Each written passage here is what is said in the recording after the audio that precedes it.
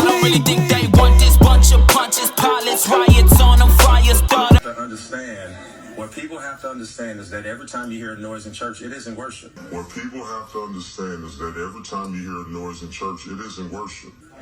And so there has to be order.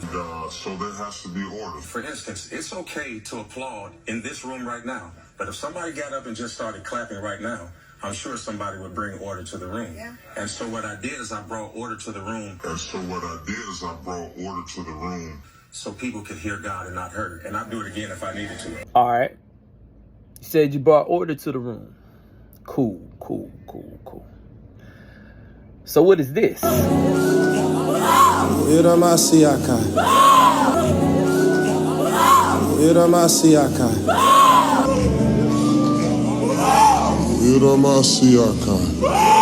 I'm not always a fan of these subtitles, but this is very fitting.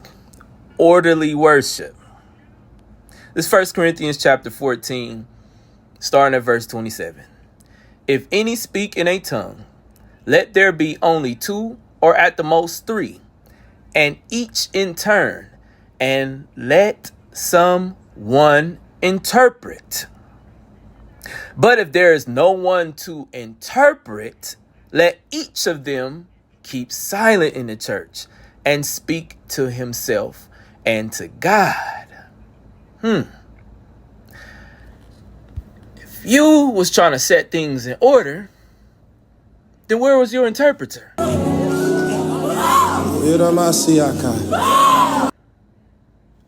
didn't see an interpreter. Shout out to my big bro Seiko Woods for pointing that out.